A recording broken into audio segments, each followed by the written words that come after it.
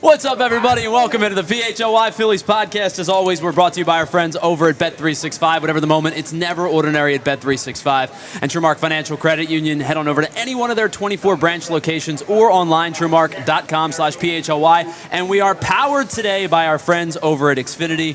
And we're back here at the incredible Reading Terminal Market for a holiday episode of the PHLY Phillies Podcast. I brought some friends along with me, too. Jamie Lynch, it's Jim Salisbury, it's Ethan Hartley producing today's show, and it's you hanging out with us here on the PHLY Phillies Podcast. What's up to you all? Happy holidays to each and every one of you guys. Happy holidays to you as well. Same to you, Tyler, Jim. Thanks, Tyler. Jamie, good to be with you guys. The hot stove has been lingering, I will say. Baseball is probably unique in the fact that baseball takes way too long to get its free agency done, if we're being honest. I've always wished they could come up with the deadline. Yeah, some sort of parameters, like a window or something.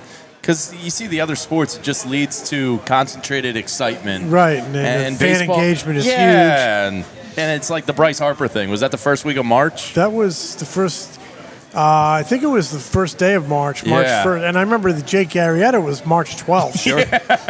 I'll never forget his tweet when he welcomed in the underwear sweeping. Oh, that was hilarious. So today I thought we'd have some fun because it's the holiday season, and when you get to the holiday season, you know, it's time for giving, but also as you receive presents, you get a little greedy, if we're being honest.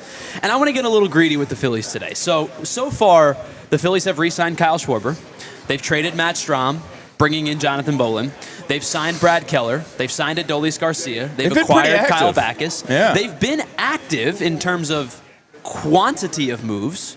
My greed now comes in quality of moves. Not to say that those guys are bad players, but I am still shooting for the stars when it comes to either a free agent acquisition or a trade acquisition. Now, Jim, you and I were talking about it before the show started.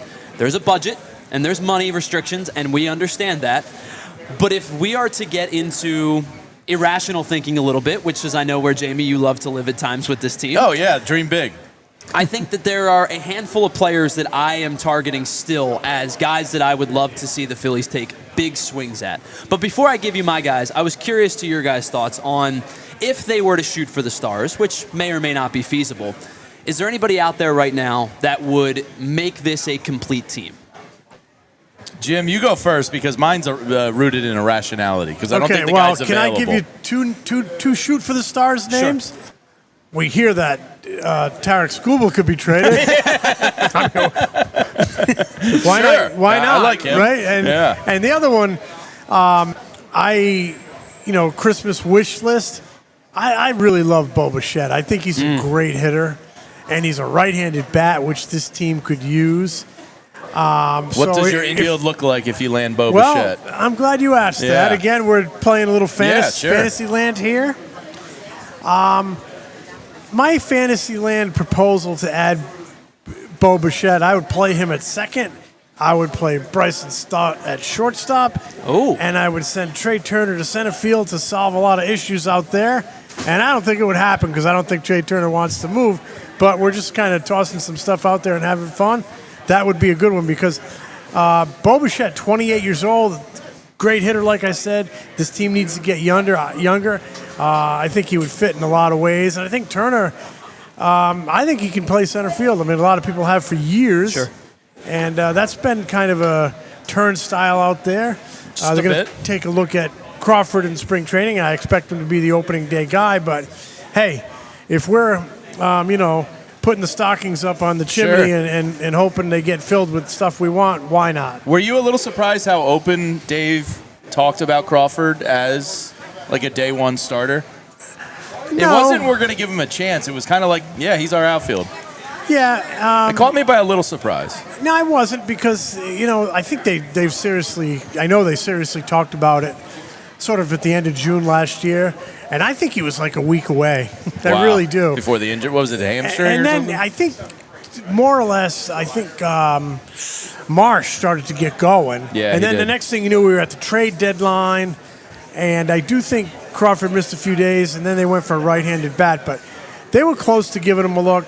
I think Dave maybe talked that way because he wants to build the kid's confidence that we believe in you. But he's still going to have to win the job. Yeah. If he goes out there in spring training and falls on his face, it's going to be, people are going to notice. Yeah. And all of a sudden they're going to be questioning his readiness. But I think he's kind of earned a shot. He hits 300. And he's improved at every level he's been at so far. He steals bases. I mean, I know the warts.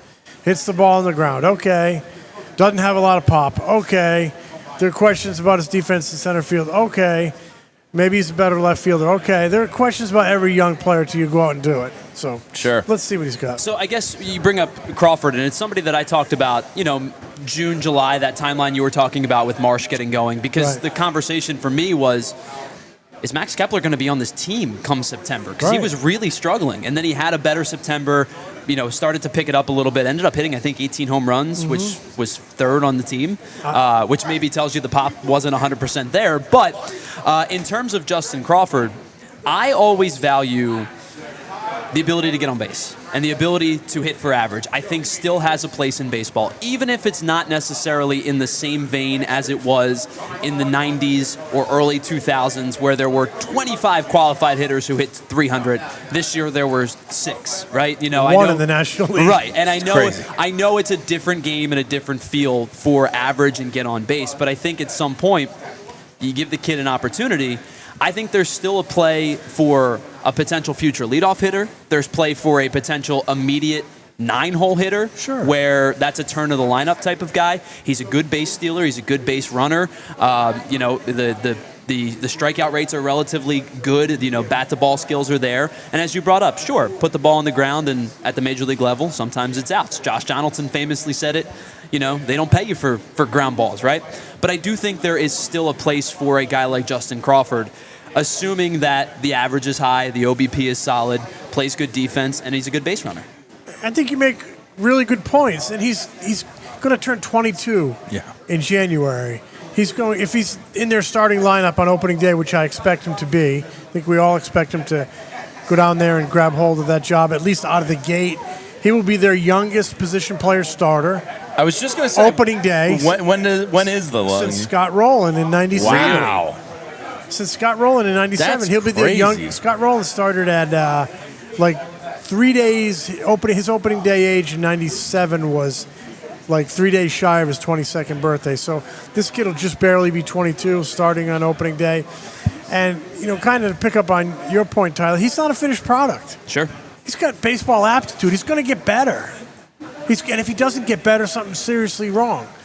But enough people think he's going to get better, and he's not going to be over his head. He's on a veteran team. He should be able to handle himself. Go out there. Don't try to do too much. Make the routine plays. Try and limit the mistakes, and try to have good at bats at the bottom of the order. And don't get swept up in the tide by trying to do too much. And keep an eye on him and make sure he improves. So I wanted to ask you guys, I brought up a comparison at the trade deadline because they were actively in conversation, or rumors in conversations with this specific player. If his future player comp ends up being Steven Kawn, that to me is a really good ceiling to me. Yeah. Good defender. Again, good base stealer. Bat to ball skills are good. Strikeout rates are low. Kawn's got a cannon of an arm too. If he can become Steven Kawn, in the course of his career, that to me is an absolute win. Is that a fair comparison? Not a lot of pop, single hitter for the most part. But I think his body type, he can develop more pop. He's a bigger guy than Kawn. I mean, this kid's 6'1" or 2", I think. How tall is Justin Crawford? And he's going to fill out and he's going to get stronger. If he can add and naturally, not by forcing it with too much launch angle, but if he can naturally add a little lift in his swing, just figure out how to get that ball in the air. Maybe simply by getting it out front a little bit more. I think he can slug more than Steven Kawn. 6'2", he's listed at. So he's a good-sized kid. Yeah, athletic as hell, and with a player like that, if you become a doubles hitter, you kind of almost naturally become a triples hitter. Just because he's got that speed, right? So if he could become a gap-to-gap guy even, I think that's a win. All you need there is a good little carom off the wall at the right angle, and that's I love carom. Monty's Alley, right? Yeah. They talk about changing the mix. I mean, they're going to have a new right fielder. Sure. They're going to have a new center fielder. I love the addition of Keller, don't you? Yeah. I think Brad Keller was an excellent addition. Excellent. There's a few pieces there. I know the crux of the team remains the same, but I wasn't in a hurry to necessarily get rid of a 56 home run guy who I think's going to No. grow old pretty well. No. So Not one you know, that's improved during his time here and hit he's left hand. improved every year as a hitter. His lineup, versatility. You can put him several places. He gets on base. He can bat 1, Yeah. 2, 3, or 4. Yeah. So you bring up Brad Keller, and it's the last thing I want to bring up to you because, Jim, you and I haven't had a chance to talk about it yet. 2.07 ERA last year with the Cubs. I mean, just stuff improved, velo improved, sweeper looked really good. I've heard reports that he's already in conversations with Caleb Cotham to make it an even better pitch. Do you envision him as a true setup guy, or do you think Rob Thompson will continue to go lefty-righty, 7th, 8th inning type of thing with him and Alvarado? I think he's got 2 options in the 8th. I like the back 3 with Duran closing, and depending on the situation, you got a right-handed guy in Keller, left-handed guy in Alvarado.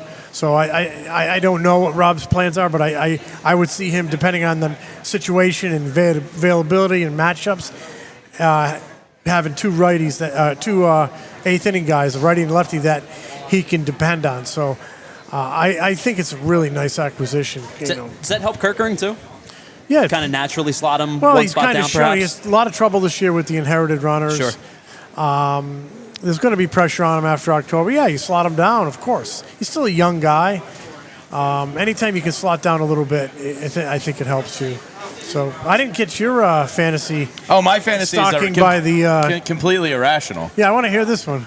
I mean, I don't think he's available, but if the Padres, because, rumor is they're selling and might need to clean the books a little bit, if Fernando Tatis became available, here's Andrew Painter, here's Aiden Miller. Wow, emptying it right out. Yeah, because I think Kyle Schwarber and Bryce Harper and Zach Wheeler are owed. There's your right-handed bat.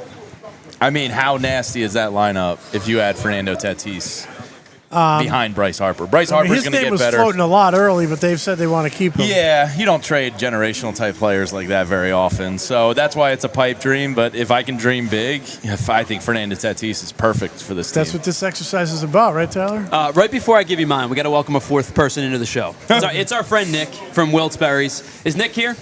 What's up, Nick? You want to come on with us? Come on in. But I've been eyeing these. I looked at your website probably 2.5, 3 hours ago, and I've been eyeing these things up for like 2 hours now. We have a headset for Nick. I'm going to bow. All right. Nick, what's going on, my friend? Welcome to the show. Thank you very much. Thanks for having me. Thank you for being here. These are, I'm excited. I'm like mouth-watering right now. Yep. First of all, chocolate-covered berries, delicious. But you guys kind of take it to the next level. This almost looks like chocolate-covered berries, like cereal soup type of thing where it's smothered. It's smothered. This is incredible. So, first of all, how long have you guys been here? And we opened up June 1st here at the market. Well, further than welcome. Thank you so much. One of our newest additions to Reading Terminal, and of course here on the show. So tell us a little bit about you guys, your history, and how you guys kind of came to be here. Me and my 2 partners, Steve and Alex, we actually own the Brooklyn Dumpling Shops here in the city. We saw a concept similar to this being done in London, and we decided that it was incredible, and we wanted to give it a try. Everybody loves chocolate-covered strawberries. Jeez, they're beautiful. Nobody's disappointed. Yeah. Jim, I think you can take one of them home if you want. Oh, they're just pretty. You stop them by the stand, we'll hook you guys up. Whatever you need. Simplistic in 2 ingredients, basically, right? Basically. But perfect in the fact that it's an unbelievable sweet combo. It's incredible. We get really high-quality berries from Philly Produce Market. Those guys really give us kind of the best stuff that they bring in. We wash and cut them fresh every morning and use premium Belgian milk chocolate. It's really all you need to do. Jamie, you getting some of these? You want to try one? Oh, yeah. I just realized you don't have a headset on. I was talking to you. I'm like waiting for you to talk back to me. So we were just kind of pontificating Phillies offseason, and I don't know where you stand with how the Phillies' last couple of postseasons have transpired. But if you were Dave Dombrowski, you were the GM of this team, the president of baseball operations. What's your thoughts heading into the rest of the offseason? Optimistic, always. Just excited. A real fan. A real fan. Optimistic. We're super excited. I'm glad to have Schwarber back. I'm excited about that. That's all I'll say about that. I'm just gonna reach across you, Jim. Go ahead. Because I'm gonna grab some of these. Those are beautiful. Jamie, you can take over for me without a headset. I don't care, because I'm getting some of these. Yeah, that's really good. Yeah, we have a couple other varieties. go, We'll do this also with whipped cream and chocolate, whipped cream alone, and we do a Dubai filling with the chocolate as well. That's very popular. Man, those are good strawberries too. Aren't Good those great? stuff. Yeah. Yeah. God, they're so Decadent. fresh. Yeah. Kuzman's at the Philly Produce Market. Best I might stuff. eat this whole thing. I'm not gonna lie. Yeah. We'll bring over as many as you can put down. They are unbelievable. Yeah. All right, so Nick. Yes. So for everybody that's watching at home that might come down to the Reading Terminal Market later, where can we find you in vicinity here? In vicinity, we are off the Filbert Street exit, right across from Down Home Diner. Well, these are incredible. I'm going to probably eat the entire thing when we hit our break, but thank you for joining us. Thank you for being a part of our show. Thank Check you so them much out. for having us. Wilt's Berries here, chocolate smothered berries, and you can find you guys on social media, Wilt's_berries, correct? That's correct. Yep. These are incredible. Thank you so much for being a part of it. A happy holidays to guys. you and your staff and your families, but unbelievable. These are excellent. Really, thank you so much. Happy holidays, guys. So Wilt's Berries on social media. You can find them on Twitter, Instagram, and the likes, and of course here at Reading Terminal Market. Let's take our first break. Jim, big thank you to you for being a part of today's show. You're more than welcome to hang around if you'd like, but I know you said you're going to go meet the folks and hang out. So if you'd like to stay, you're welcome to. But if not, thank you so much for being a part of the show. Thank you for having me, and happy holidays to you guys. Happy holidays to you as well. Jim Salisbury. There's Wilt's Berries, Tyler Zulli, Jamie Lynch. We'll get to Ethan Hartley in just a little bit. Ethan's got a torture chamber trivia for us again, Jamie. Oh, great. We'll do it on the other side. It's the PHLY Phillies Podcast. We broadcast live today from the Reading Terminal Market. We're brought to you by our friends over at Xfinity, and we'll be back after this. All right, with the winter months in full swing, you know that means we have an incredible slate of sports across a bunch of different platforms, whether it be pro football playoffs about to start, college football playoff in full swing, and how about this, pro hockey, pro hoops, and college hoops, all right there for your watching enjoyment. And if you call yourself a sports fan, you have to get Xfinity. There's no lagging, no buffering, no switching between apps. It's just the best sporting destination where you can find all of the best games and your favorite teams all in one place. It's the perfect fan flex where you get all of that action right there in your living room. And with crystal clear optics, enhanced sound with 4K, it's going to feel like you're at the arena or at the stadium anyway, and you don't have to worry about battling traffic and paying for tickets. And sometimes you can have up to 4 games going at once with the quad box. Because why not? You can. And on top of that, you get real-time notifications and live stats right there on your TV. So next game day, make sure that big fan in your life isn't a big fail. Tell them to learn more at Xfinity.com. Xfinity, imagine that. Whether your favorite team wins or not, there's always another way to win with our friends at the BetParx online casino app. You can check out incredible new casino games like Huff and More Puff and Fireblaze Sky Queen, which is a BetParx exclusive. It's just a small reason as to why it's the only app that I would ever use to play all of my favorite casino games right there in the palm of my hand. I can play blackjack, roulette, craps, slot, poker, baccarat, and so much more. And those hot online slots like Cash Eruption and 88 Fortune, or incredible slot games based on your favorite streaming shows like The Walking Dead, Squid Game, Peaky Blinders, and so much more. And how about this? Right now, new users get up to $1,000 casino bonus back if you're down in the first 24 hours. So what you're going to do, head on over to betparx.com, download the app right now, and enjoy all of the action and the excitement right there at the casino, right there from your fingertips. You must be 21 and physically located in PA, New Jersey, Maryland, or Michigan for BetParx. You love to play, you play to win, you bet, BetParx. Gambling problem, please call 1-800-GAMBLER. All right, welcome back to the PHLY Phillies Podcast. Huge thanks to both Jim Salisbury and our friend Jim from Wilt's Berries for joining us in the first segment of the show. Tyler Zulli, Jamie Lynch, Ethan Hartley. Big thanks to Julia Ha for everything she's doing behind the scenes today. And, of course, our crew here at PHLY. Jamie, we didn't really get to dive too much into our wish list. I know you said Fernando Tatis, so I want to give you that in a little bit. I came up with 3 guys to me that this would be my order. Now, I will say this before the show starts, or before the segment starts. The Phillies are due this winter to pay $56 million in luxury tax money. It's the 4th most of baseball. So it's the Dodgers, $169 million. Jeez. The Mets, $91 million, and the Yankees, $61 million, are the only teams that have more. So remember, they have a budget, right? And also, every dollar over that number, they're basically paying $2 on every dollar. So they're over the 3rd luxury tax threshold. So they are 50% for being repeat for the 3rd straight year, or 3rd year in a row. And they pay an additional 45% for being in the $40 to $60 million over range. So they are paying 95% on every dollar spent over that $40 million. And if they get over 60, it'll become 110%. So I know they have a budget. I understand there's only a certain amount of money that they're willing to spend. But if we're getting into our dream big feels, I think this is where you get into, if you're going to go over, you shatter it. It busts through. Right, you shatter that number. Yeah, I think, I don't know, looking at the remaining free agents, I don't see a ton of guys that make sense. I think if they are going to go big, quote unquote, it would require a trade. I think you're probably right. Because I don't see anybody on the free agent. I mean, I'd love to have Ranger back. Sure. You know, I do think they want another starting pitcher that can give you some depth. Ranger would be great, but I don't see them paying probably the $25 million a year to keep him. So if you don't see them paying $25 million a year for Ranger, you're probably factoring in them not paying $25 million a year for anybody. Yeah, so you're probably looking in that, I don't know, 10 million, 10 to 15. 10 to 12 type of range. That's what we brought up before the show, the Chris Bassett's, the Zach Littell type of starters, guys that have Anthony ability DeScalfano. Yeah, now you're really dumpster diving. Like it's not a great list out there. Me and Jim were just like looking through it a couple minutes ago, and it gets ugly quick. Yeah. You know, if somebody like Max Scherzer doesn't, you know, I would assume he stays in Toronto, but I don't know. Like, do you give him 20 for 1 to come and just like, I mean, talk about a big game pitcher. 43 now? I know, but he's got those psycho eyes, so age is irrelevant. He is crazy. And I've said, you know, it's funny, I was talking about him before. I was like, he might be in kind of a dying art of a type of pitcher, like, give me the bleeping ball, get off my bleeping, you know, Bob Gibson type of pitcher. What did he get last year? I think you still have Skubal and Crochet are those dudes. Well, you know, I was all crocheted up a year ago. So I know he worked out pretty well. I know you brought up, you know, they're probably not going to spend $25 million on a starter, and he got 15.5 last year. Probably gets about the same. He's probably in that same ballpark. Probably gets about the same. So I know you said like they're probably not going to make a move for a starter, which I totally understand. But I have been all in on the Tatsuya Imai train.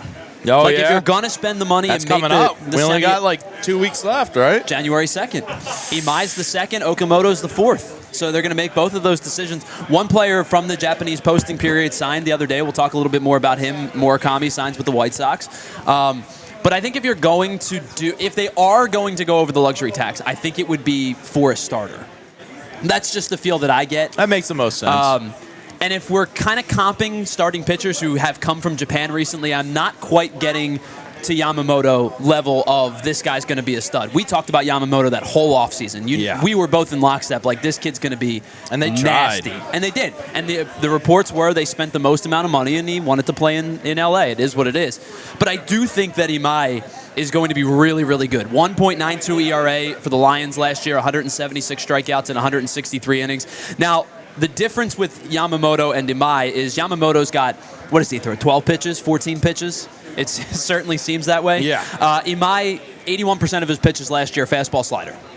Heavy fastball slider overlay. He throws the change, he throws the split, he throws the Vulcan change and the curveball for the final 19%. But he's mostly heavy fastball slider. Slider, ridiculous whiff rates against right-handed hitters. 53% whiff rate for right-handed hitters last year. Fastball, got a 20% whiff rate in total. He's about 94, 95. He'll pump it to 96 if he needs to.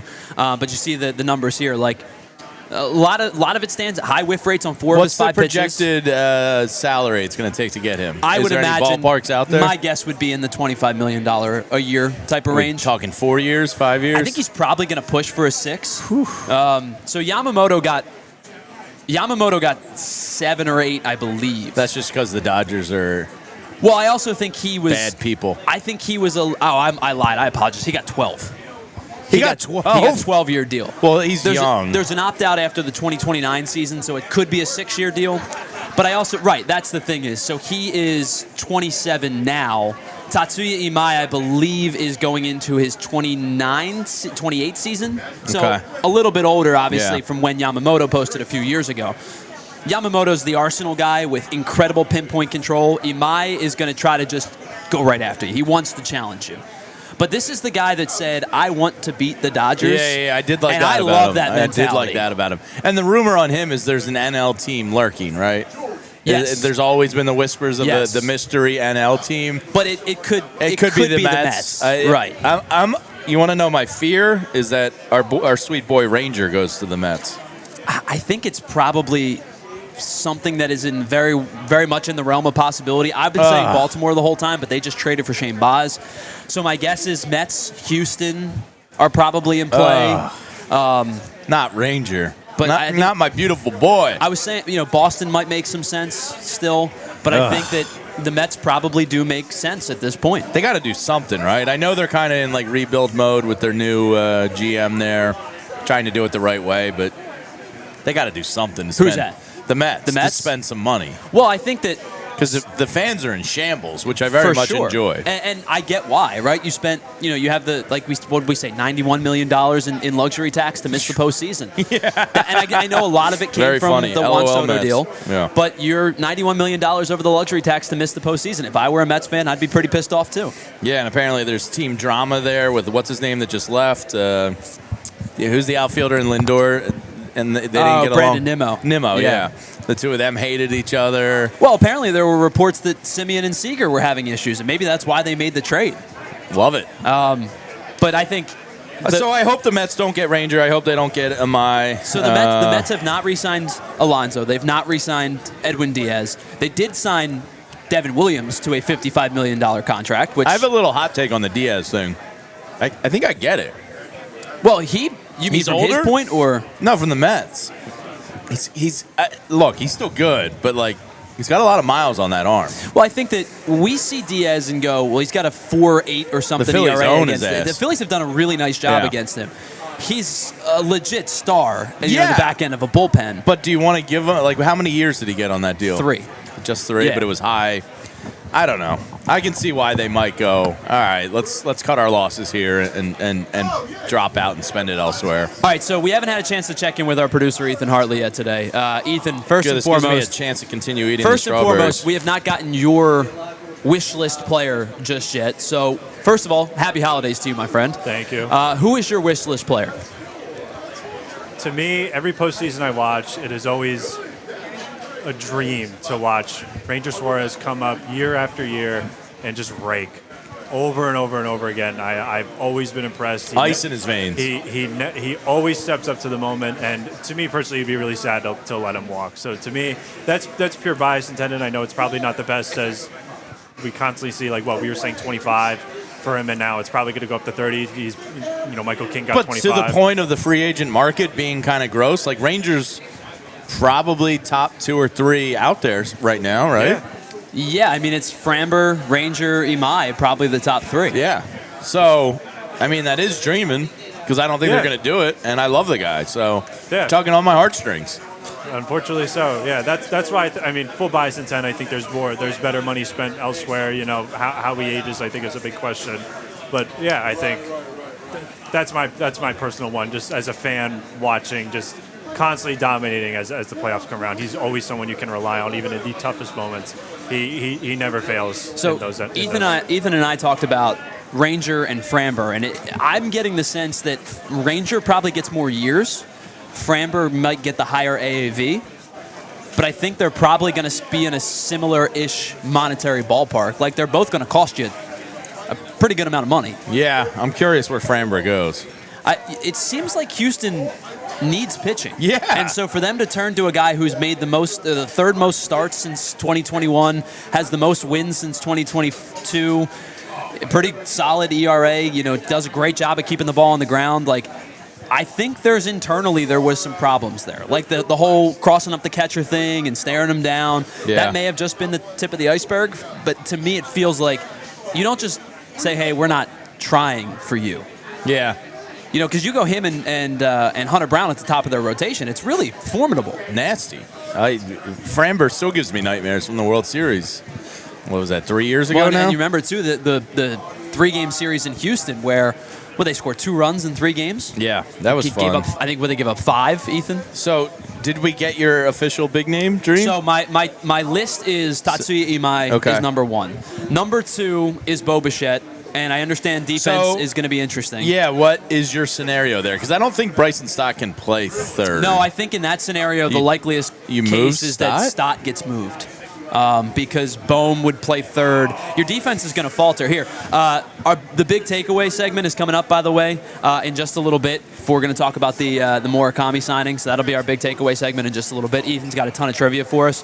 But the Bichette move, the bat is real. There's no question about it. The defense, I'll give you that first. Stinks. He has to play second base. Yeah. There's no question about it. He has to be willing to play second base. Last year, he was a minus 13 outs above average and in the first percentile of fielding in that category. Eesh. He finished 287th in all of baseball in fielding run value with a minus 10. He was dead last among shortstops of 71 qualified shortstops. Dead last amongst 108 qualified middle infielders. Dead last amongst 175 qualified infielders. I know he was hurt. That's not good. But the defense is terrible. Yeah, that's not good. But the bat's real. The bat is legit, So- and he's right-handed, which is what the Phillies desperately need. In 2024, I picked him to win a batting title. He proceeded to have the worst statistical offensive year of his career. But he bounced back in a really big way last year, finished second in the AL with 181 hits. He doesn't strike out. He doesn't whiff. He hits to all fields. Last year, he hit 308 against lefties, 312 against righties. So he's pretty much matchup proof there. You're not going to get a ton of pop, maybe 15 to 20 home runs. I think he hit 18 last year. But he will drive runs in. He hit 381 with runners in scoring position and struck out 21 times. Yeah, I mean, that's perfect. It's a shame we don't have a DH available. And I guess the people that didn't want Schwarber back, this is like one of the options why. Well, I still think he can play the field. Like, it just can't be the position he's accustomed to playing. But Bryson Stott is such a good second baseman that up the middle defense matters. For sure. Matters big time. I mean, you look at the Cubs. They are probably, to me, the best up-the-middle defense with Swanson and Horner. Yeah. Turner was way better last Way year. better. And Bryson Stott's Awesome. a Gold Glove caliber second baseman. Yeah. Your defense will get worse. There's no question about it. But a lot of times I say, F it, we ball, and go get the guy that can improve the offense. I'd be surprised if they did it. I wouldn't be surprised if Bryson Stott moved, but I'd be surprised if they did it. Bichette's the answer. Yeah, that makes sense. I'm surprised nobody said our boy Cattell. I think is the belief that he just stays in Arizona now? So I don't know. Because they've been rumored to bring people in now. We talked to Derek and They're like bipolar ownership It's groups. very weird. We talked to Derek at PHNX, and he was like, yeah, probably not. And then 3 days later, he was like, actually, wait. New reports. Yeah. And I really don't know what the plan is in Arizona, to be honest with you. I don't think they do.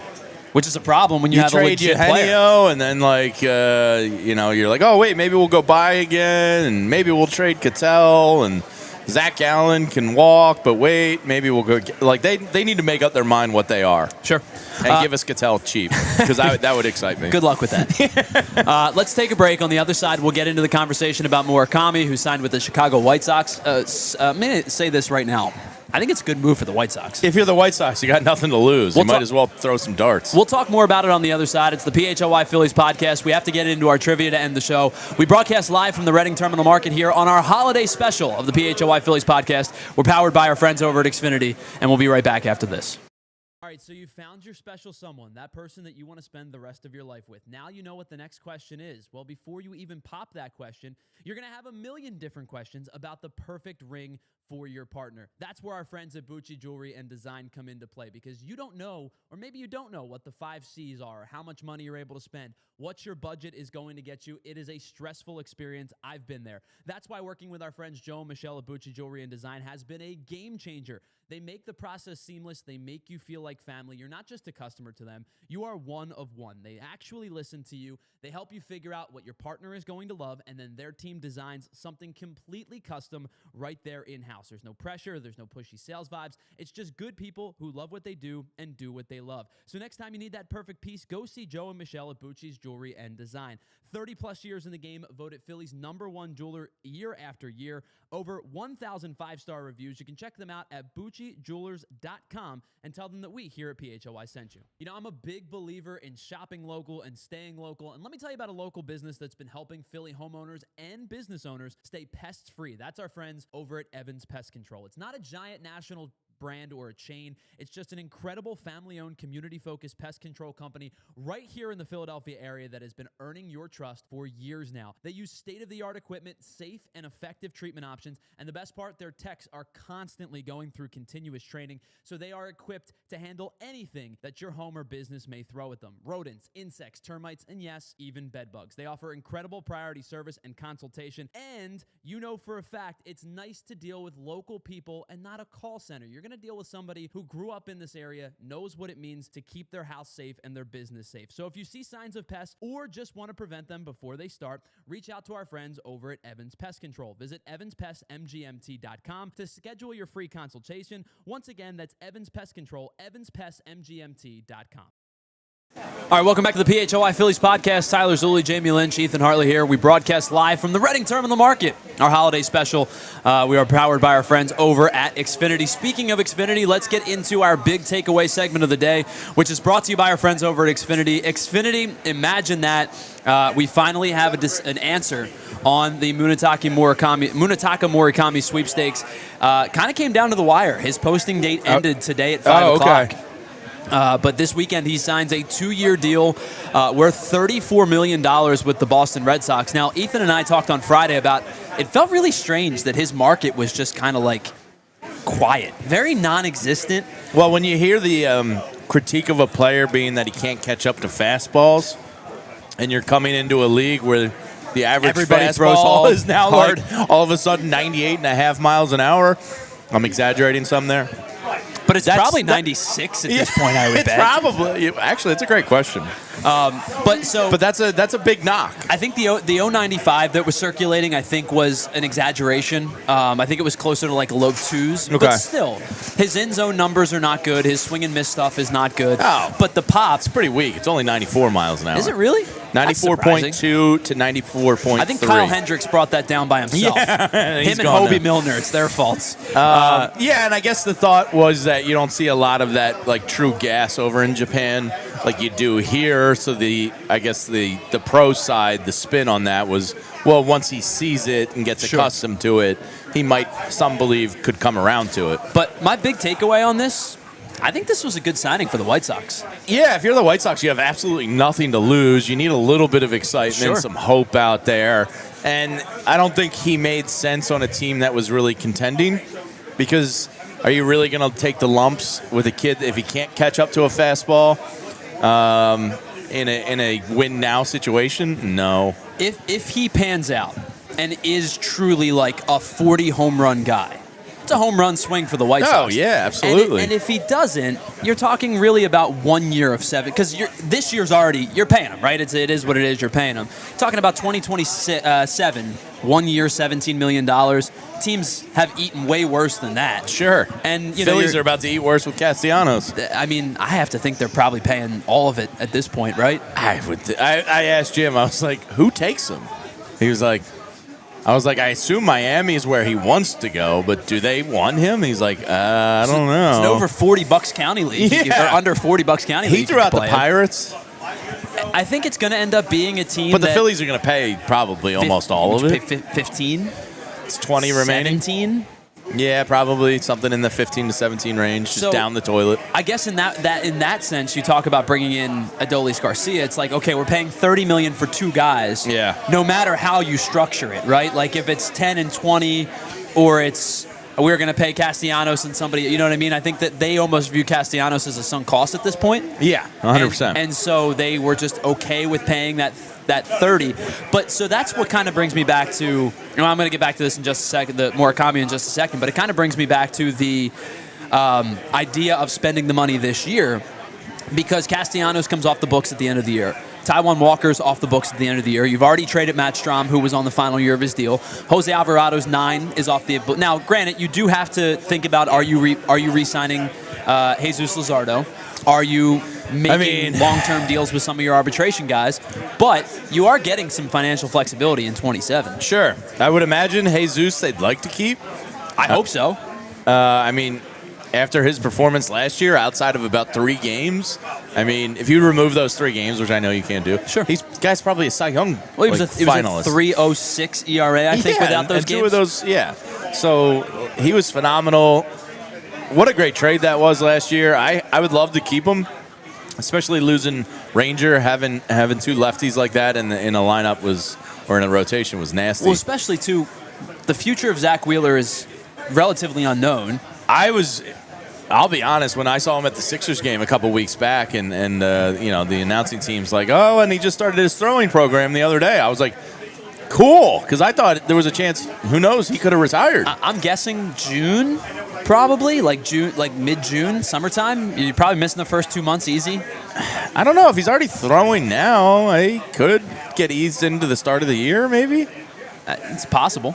We'll see. Certainly possible. But yeah, I mean, the pitching rotation depth on this team is, for the first time in a while, like, okay, yeah, you got to start planning for the next 2-3 years. Jim and I talked about it the other day. Like, Zach. It's thin past your probably top 6, which includes Andrew Painter right now. Yeah, and Aaron Nola is just, who the hell knows what he's going to be. He could rehab himself a little bit. He could continue this downward slide. Well, and that's our big takeaway, which is brought to you by our friends over at Xfinity. Xfinity, imagine that.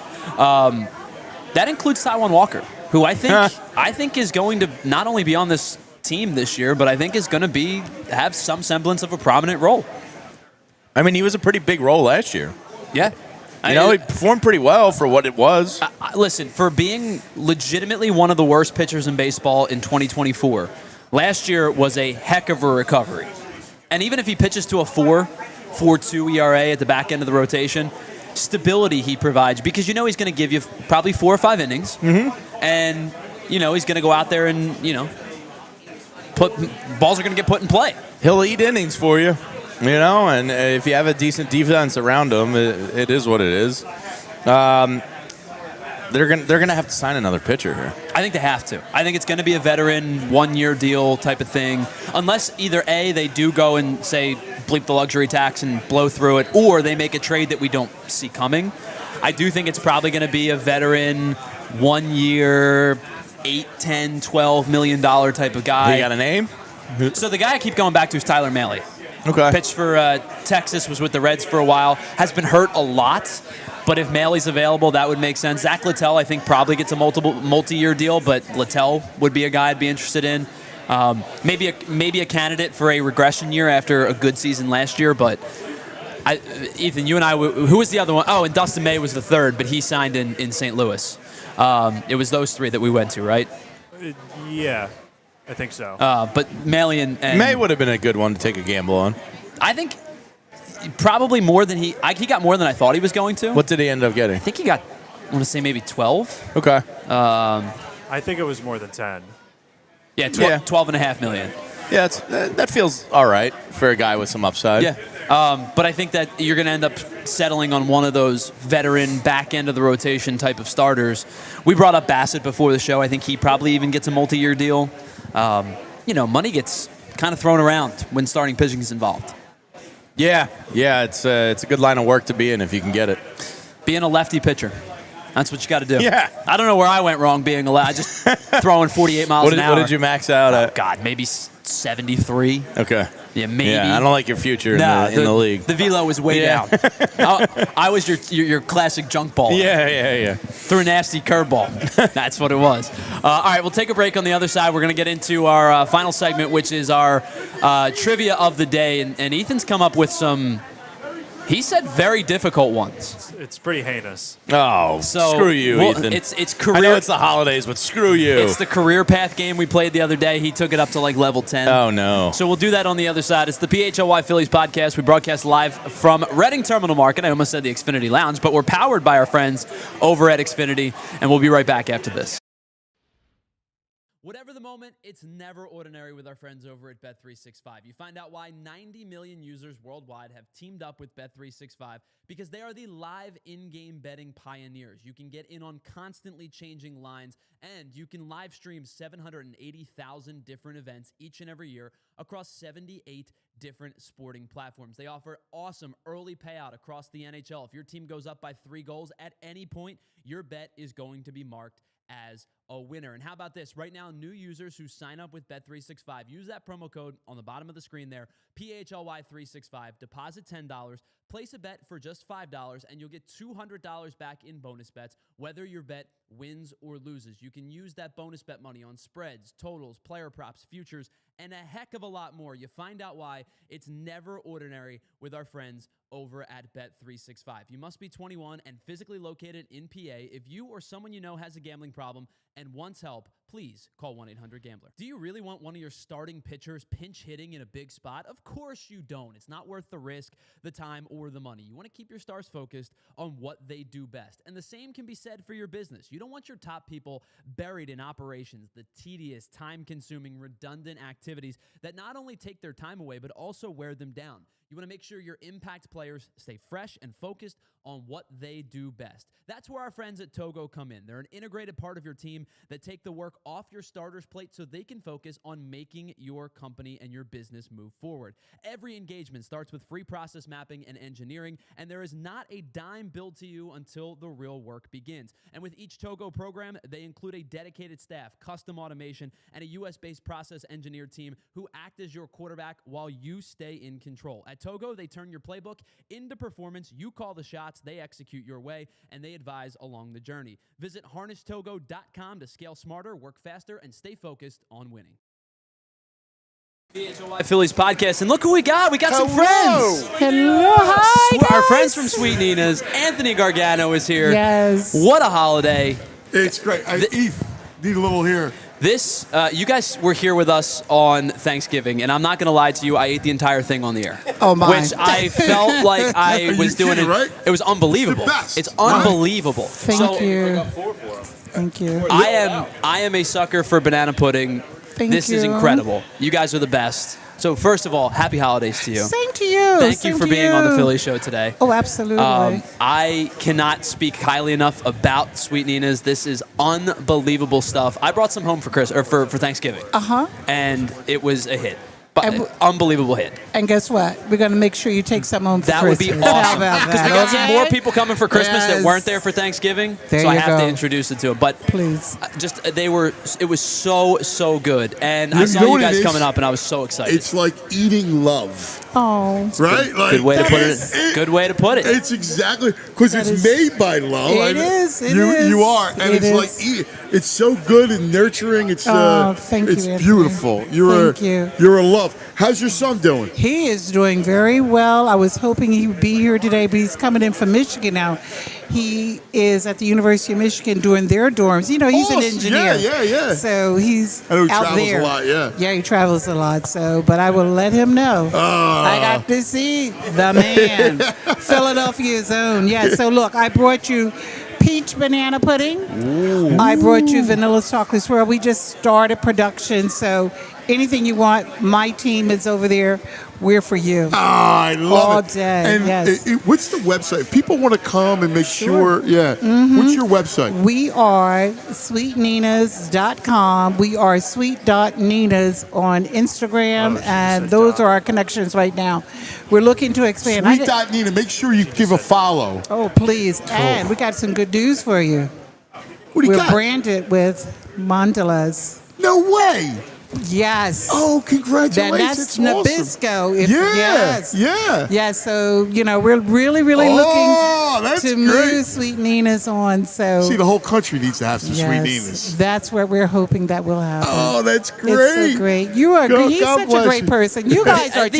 the absolute best. You are. So And have you seen some of the flavors on their menu? Yes. Unbelievable. I know my girl, like, Caramel pecan, yeah, nutter butter. It's Come on. unbelievable, man. It really Yes. is. Yep. Incredible. Yeah. The whole country, that's the goal. Well, my 103-year-old mom, who passed away a couple of years ago, I asked her before she left, she said, what would you like for me to see, Sweet Nina? She says, well, to take it wherever God wants to take it, but if it can go across the country, let's do it. Absolutely. That's great. Let's do it. Well, it certainly travels. Yes, it's it so does. good to It's see you. so good to God see bless you. your God bless family, you. right? Yes, You have a yes. beautiful Christmas, all You right? too, sir. All right. Mwah. Yes. We're the best. We've been doing this, bro, for a long time. Yes, we have. It's a whole thing. Oh my God, what a love. Happy holidays, Merry Christmas. Thank you. Yeah. Thank you so much. Oh my. I love her. We're spoiled. She is And I don't such. know how you did all this. Got us with all these great We're spoiled. Well, this is what the holidays are about. Like in Philadelphia, this is what we do. Yeah. Well, It's generations too. She was her mom, Oh yeah, mom generation, started. Yeah. generation. You know, you pass it on. It's awesome. It's a family thing. It really is. It's great. You want to go in the torture chamber with us? Yeah, go ahead. All right, so Ethan has prepared a whole bunch of career path MLB players. So we did this the last time we were here. He made it former Phillies. He said, I'm going the whole league today. He's trying to cook This us. is going to be a disaster. Go ahead, Ethan. Show us what you got. So for context, as a big fantasy sports fan, I went to my main baseball dynasty league and said, here are guys I can pick up right now. And so that's where this- Waiver wire claims. What? Pretty much, but every player's current. Every player's played. You this call past me the year. bot. He might give me a run for the money. What? He's a bigger bot than you. He's in like 37 Ethan! fantasy leagues. It is really really bad. How many leagues are you really in? About that many across. He's not exaggerating. Oh, no, across that four wasn't sports. 37? If I probably counted it, it's probably near that. Oh, you're sick. It is really bad. So yeah, let's get started. Oh Pirates to gosh. Diamondbacks to Marlins to A's to Mets. And did you say these are free agents? Every player's current, whether signed or. So does or that mean the unsigned. Mets are their current my team or their God. last team? I think their current team. Okay. I won't give that hint away every time though. But Okay. Jeez. Oh, dude, I can't even think That's about why I called it this. a torture chamber. I mean, and you know what the worst is? Like, I'm not in like if it's the season. Yeah, sure. You're in I'm football the mi- mode. I'm in the middle of it. You're, right. you're locked into football mode. Right. I'm in football, little hoops, but I'm in football mode. I go season by season. Now, with that being said, is this Starling Marte? this is Starling Marte. The bot. Wow. The bot slams it. Wow. Yeah, I forgot he went to the A's. Yep, Yeah. yeah. This one might be a little bit easier. Yankees to Padres to Rangers. Yankees, Yankees, Texas. This is probably like the player I think of when I think of fantasy baseball waiver wire because he's not like good fantasy wise, but he just stuck around. This isn't the low Lau, is it? No, No. it's not him. 'cause The he was low raped. Lau got traded, by the way. Yeah. I saw it. I always confuse Brandon and Yeah, Pittsburgh. I think Yeah. Houston was. It was a 3-team trade, I Yeah. think. This is a tough one. oh, if the bot's stumped, I got no shot. Position player or pitcher? Position player. Okay. I'll give you that each time. That's a little more fair. So he's to only Padres to Yankees. Rangers. Position player. He's currently with Texas. Big Yeah. waiver wire guy, huh? Oh man. Played most of his time with the Yankees, then hopped to the next two teams. So if anything, you will know him as a Yankee. I'm just gonna take a stab. Is this Gio Urshela? No. The disgust in your voice. No. Outfielder. No. Oh. Infielder. Wow. All right. A catcher. It's Kyle Higashioka. Yeah. Yep. Oh, wow. As soon as he said catcher. My God. The bot. Oh my Oh, gosh. Oh, my God. Well, that looks like. Padres to Rays to Red Sox to Brewers to Angels to Reds to Royals. His best 2 years were with San Diego and Boston. Do you have it already? I think You're so. sick, man. You have this already? I think it's Hunter Renfro. Yeah. Yeah. Wow. Jeez. What? Dude, you got an issue. You are unbelievable. We'll switch to pitchers. Oh gosh. All right, Marlins to Angels to Yankees to Dodgers to Rangers to Pirates to Dodgers. Oh my gosh. Back at the Dodgers. Pitcher? Yeah. Bullpen or starter? Mostly starter. Mostly a starter. And said, I'm done. Screw this game. He put down the headset and walked away. Mostly a starter. I believe his best years were in LA, but he is like a career pretty mediocre. And then kind of got tuned up and then switched and then it just bottomed out. Oh wow. But he Too few teams for Rich Hill. He was on 42 teams. Marlins. Marlins was 1 year. Marlins was 1 year. Yeah. Long time Angel. That's his longest stint. Oh, man. I got nothing but. The back to Dodgers thing just makes me feel like he was So someone in chat does have it. Oh, really? Yeah, Broad Street Bullies has it. Broad Street Bullies, Who you're is it? sick too. Andrew Heaney. Oh, okay. That makes sense. Yep. Yeah. I forgot he went back. This is a hitter. This is a hitter. Blue Jays to Brewers to Pirates to Mariners to Rangers. Is this Rowdy Tellez? This is. Jeez. My hint for you is going to be his debacle, I guess, where they cut him before his bonus was due. Oh, I do remember them doing the Pirates that. cut Yeah. him before he had a. It was really kind of It scummy. is, That's, yeah, that's that is pretty crazy. dirty, yeah. Well, back to pitcher. Marlins to Reds to Giants to D-backs. Jamie, if you want one, you did say this player earlier, just out of nowhere. Yeah, go ahead. It's one of the names you threw out as just like totally ripped him out of context. I guess when I think the context was talking about like 1 year guys. Yeah, like low end players to take a swing. Oh, on. who did I say? Who was that? Oh, D. Scalfani. Yep. Yeah. Another pitcher. Rangers to Twins to Red Sox to Rangers to Pirates to Padres to White Sox. Oh my gosh. Man, that's a lot of losing. Actually, not a little dramatic by me. Not all the losing in the world, but pitcher, Yeah. starter. Mm-hmm. Rangers. Two-time Ranger. I think his second stint, he was really good with the Rangers. But kind of mediocre player outside of that. Current White Sox. Yeah, did pitch this season. Is probably a free agent, if I had to guess. I got nothing. Oh, is it but- Martin Perez? This one actually might be the easiest. Oh, don't say that. Dodgers to Cubs to Braves to Giants to D-backs to Rangers. Position player or pitcher? Position player.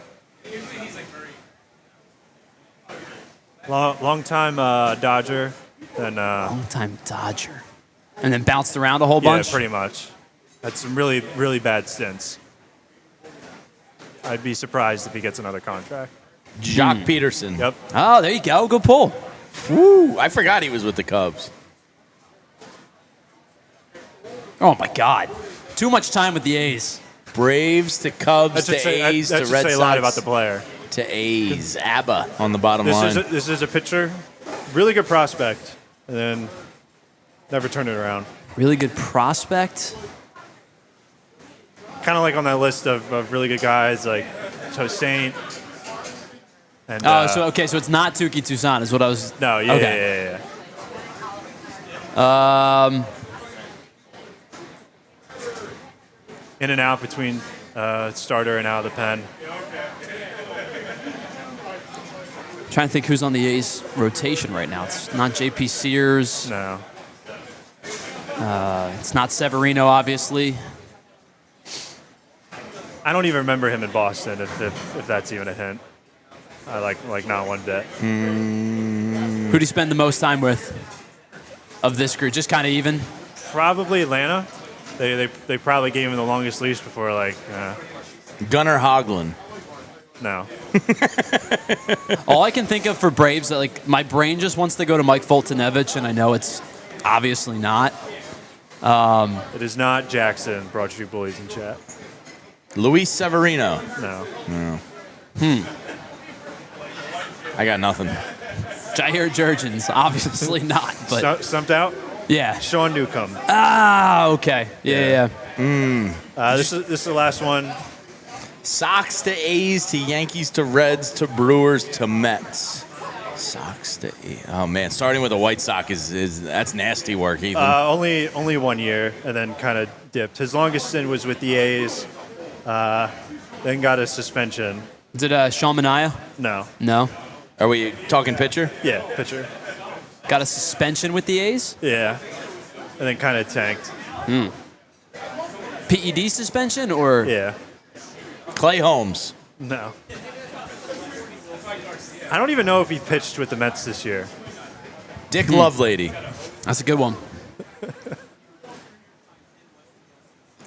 Tyler McGill. Is it Frankie Montas? This is Frankie Montas. Frankie. That's your guy. He's a fantasy stalwart of mine. Yeah. Always out there, always can grab him. He'll give you some numbers, and then he'll blow up Give on you you. 6 innings, 4 Yeah. earned. You knew what you were getting. But that's going to pretty much put a wrap on the show. Ethan, thanks so much for that hard work today. I really appreciate it. You got Anthony Gargano to walk off the set. He said this game sucks. He I'm said, out. screw this.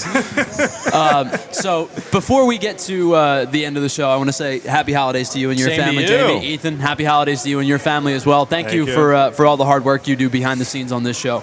It does not go unnoticed. So hit that like button for all of Ethan's hard work. Hit that like button for Jamie today, being a part of the whole show. For Jim Salisbury, for Anthony Gargano, for everybody here, and to all of you out there.